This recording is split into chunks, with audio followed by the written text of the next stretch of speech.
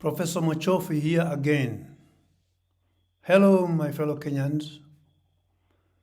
This is another reflection titled, Citizens are not tax targets. They are the owners of the Republic. So it's a brief response to the Treasury Secretary, John Mbadi, who has defended the government's desire to access citizens' financial information in the name of tax collection. Let me be very clear. The question is not whether Kenyans should pay lawful taxes or not, because of course, citizens should pay lawful taxes. The real question is whether government has the moral and constitutional authority to trivialize citizens' privacy while failing to account properly for public money. When a cabinet secretary tells Kenyans that he is not prying into their personal lives, as in wanting to know who their girlfriends or boyfriends are, he reduces legitimate privacy concerns to jokes. And that is not leadership. That is carelessness. Why? Because financial privacy is not a small matter. It touches on dignity, rights, livelihood, business survival, and protection from abuse by powerful institutions. As it is, Kenyans are already carrying a heavy burden. Prices are high, taxes are painful.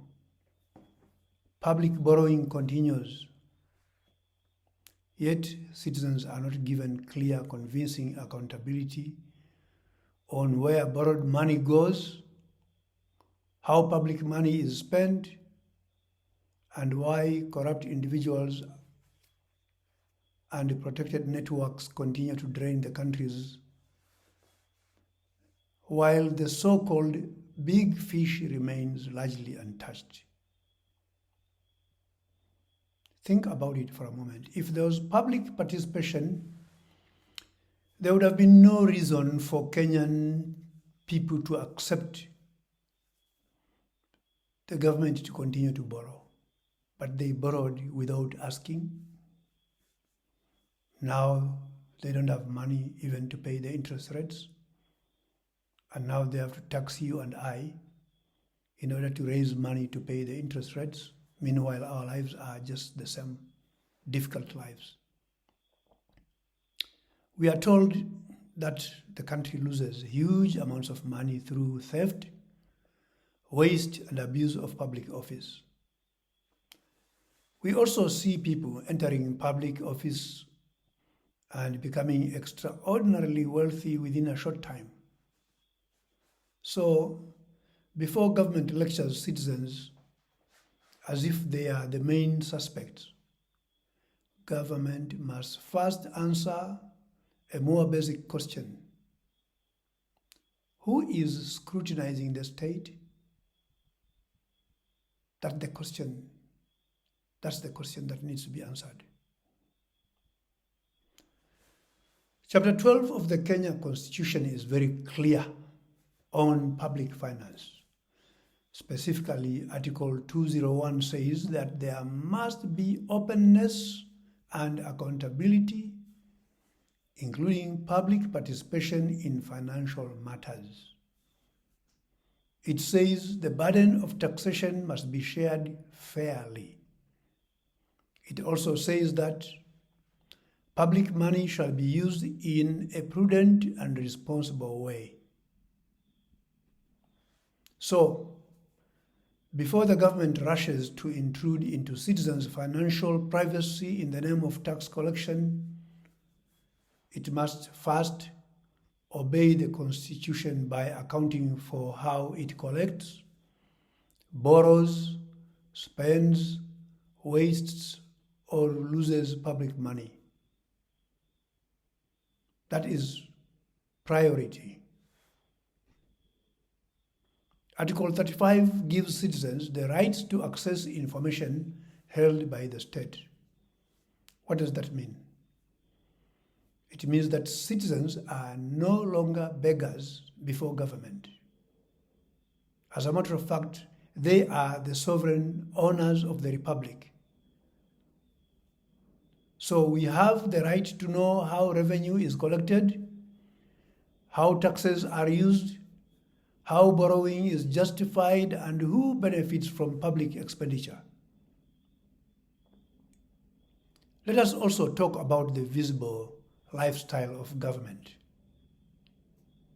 How does a government ask poor and struggling citizens to tighten their belts while the political class continue to display lavish, ostentatious lifestyles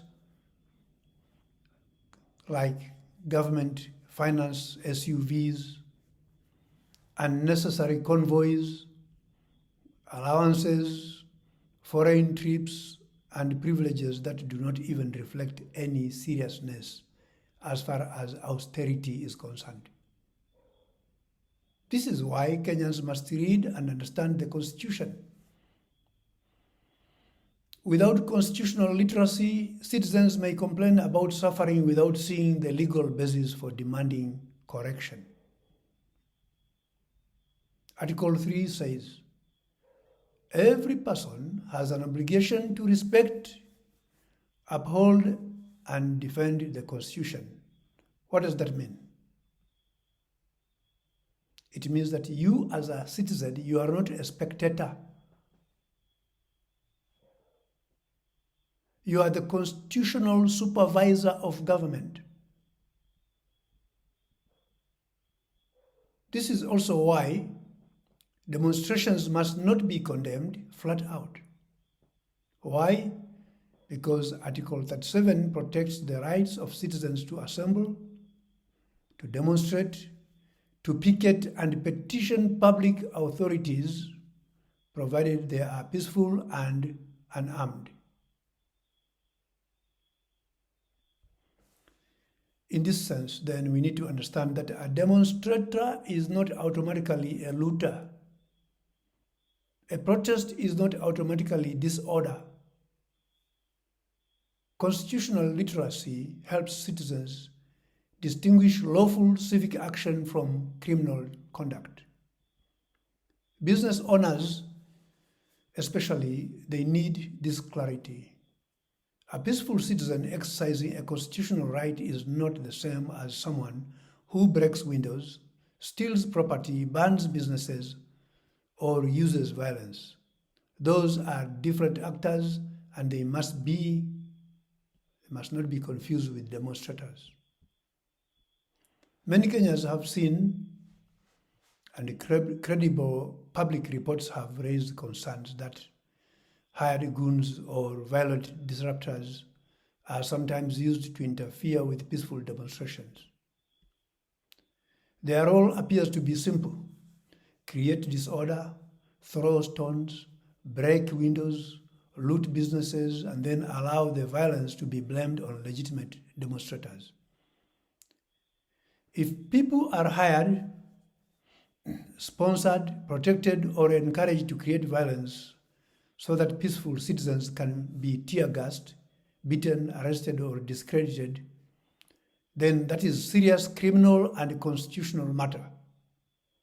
The goons commit crimes, but those who organize, fund, or protect them must also be held accountable. If government does not like demonstrations, then government must stop creating the conditions that force citizens into the streets. The answer is not intimidation. The answer is constitutional accountability.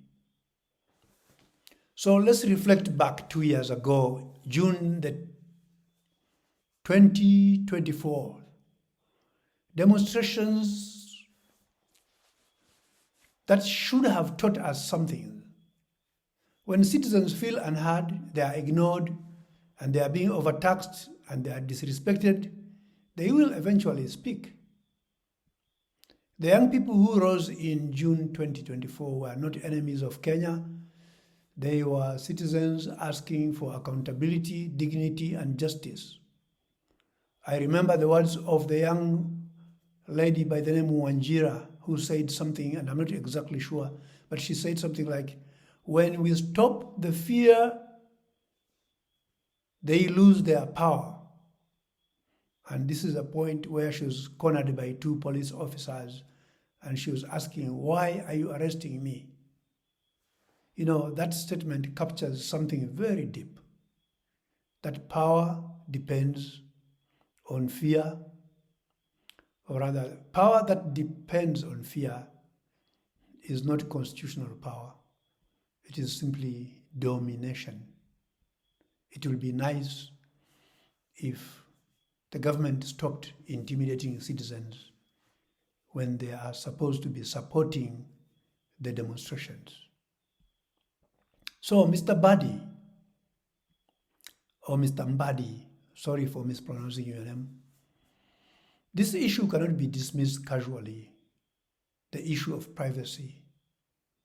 The government cannot demand unlimited visibility into citizens' financial lives while hiding its own failures behind technical explanations and political arrogance. Tax compliance must follow the Constitution. Anti-corruption must begin with those in power. Public finance must be transparent. Privacy must not be treated as an inconvenience. When we need privacy, it means exactly that. Citizens are not children of government. They are the owners of the republic. Silence and fear are not patriotism. Silence and fear are not patriotism, but constitutional courage is patriotism. And this constitutional courage is the courage to ask questions and even the courage to demonstrate.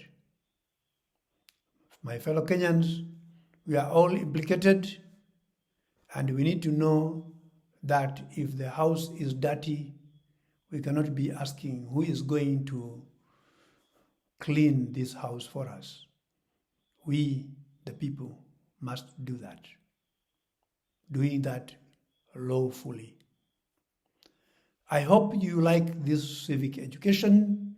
I would encourage you to share and discuss, and if you like to subscribe, that will be a good thing.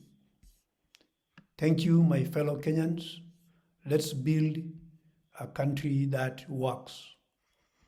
One person at a time, or each individually taking the interests.